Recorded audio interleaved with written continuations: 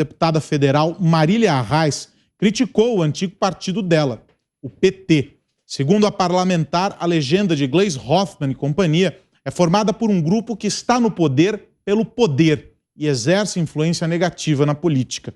Apesar das críticas ao PT, Marília manteve seu apoio a Lula, disse que ele é um símbolo. Mesmo com a sinalização de fidelidade, o próprio petista afirmou que não retribuirá o apoio e que não subirá no palanque da parlamentar.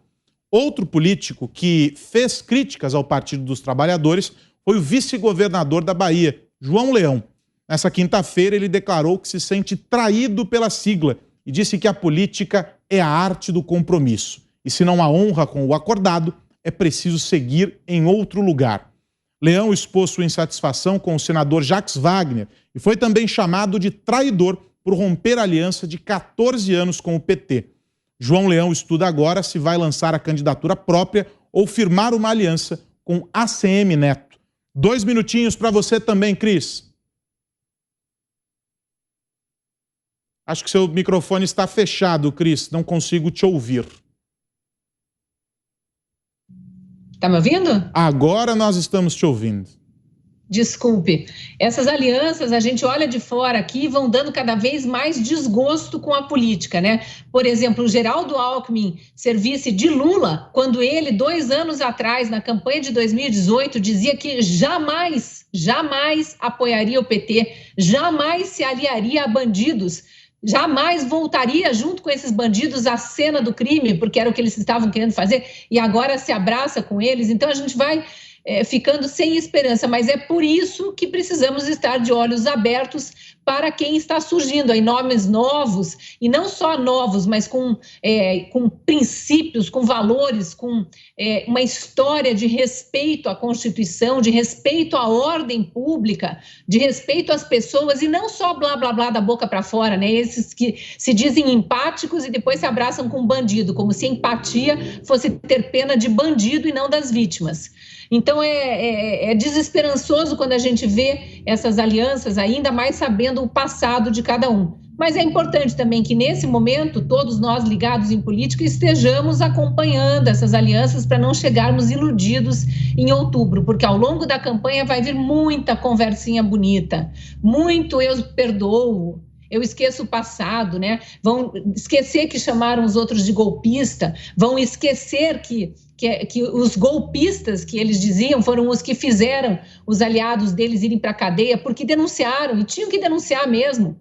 Tinham que falar o que sabiam. Isso é o mínimo que pode fazer alguém que esteve nas entranhas do poder e participou de algum esquema, ou viu algum esquema, ou ajudou a investigar, não participou de nada, mas ajudou a investigar, e por isso exigiu a saída de quem estava gerindo mal a economia ou patrocinando o saque ao erário público. Então, muita atenção aos eleitores, porque esse é um ano bastante perigoso e no dia que a gente for votar, o futuro do Brasil estará em jogo, não só os 4 próximos anos, muito bem lembrado sempre pela Ana aqui, talvez 30, talvez 40 anos de Brasil sejam decididos nessa eleição agora, por causa dos 2 ministros do STF que vão ser indicados pelo próximo presidente. Augusto. Olha, esse pessoal da seita da Missa Negra aí, né, que é liderada pelo PT, eles são muito frequentes, entre eles os casos de síndrome de Estocolmo, né, que é quando a sequestrada se apaixona pelo sequestrador. O Lula trata a paulada essa turma e eles continuam elogiando, né, o único Deus da seita, como a Marília Arraes. Não, mas manteve o apoio a Lula. O Lula proibiu a Marília de ser candidata a governadora. Ele vive proibindo, ele decide o que ela faz, ela sai do partido e continua venerando um larápio. Os 3 deputados do PT que tiveram o bom senso de votar no Tancredo Neves, no colégio eleitoral em 1984, foram expulsos do partido. Todos voltaram, sim, dizendo amém ao Lula. Eu não sei como qualificar aí esse tipo de desvio mental, né? Quanto à frente, o PT se alia a qualquer partido, desde que ele indique o nome mais importante da chapa.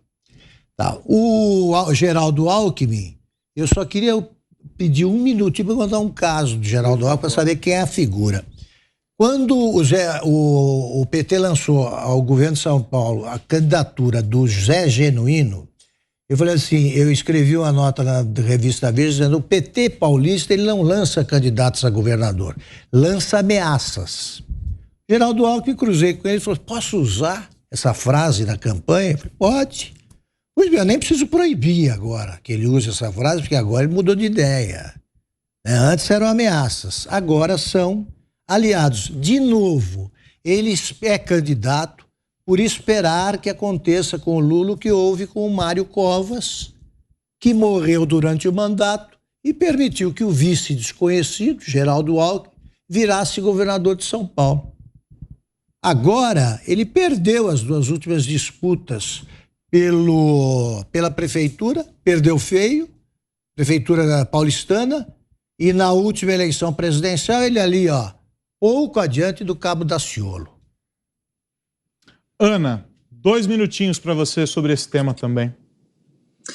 Aros, eu acho que de uma maneira bem diferente dessa turma que adora impor censura, né? Adora calar jornalistas, aqui do lado de cá nós queremos é que essa turma fale bastante, porque só expõe a hipocrisia e expõe também a falsidade que o brasileiro foi submetido durante tantos anos com essa mentira que foi PT e PSDB inimigos políticos, né? Isso hoje não tem como mais esconder que tudo aquilo não passava de um teatro das tesouras, né?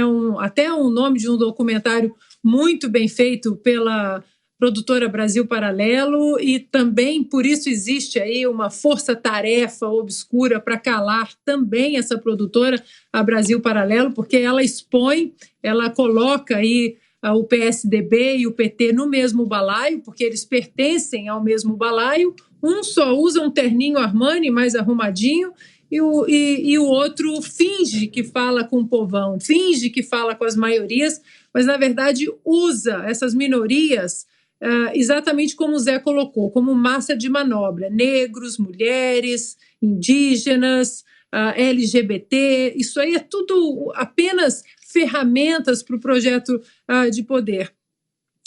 Uma coisa é você ter discordâncias pontuais, né, uma pauta diferente da outra, como existe aqui nos Estados Unidos o Partido Republicano. Dentro do Partido Republicano existem libertários, liberais, conservadores, e eles não concordam com tudo, mas sentar à mesa com um social-democrata ou um democrata radical que se tornou Joe Biden, por exemplo, e fingir que nada aconteceu, jamais, porque nós não estamos falando aqui de discordâncias pontuais, nós estamos falando de ataques agressivos entre Lula, entre Alckmin, entre essas pessoas, né? Adjetivos que a gente sempre fala aqui, corrupto, ladrão, eles se xingando, e agora estão de mãos dadas, sentados no sofá, como se nada tivesse acontecido.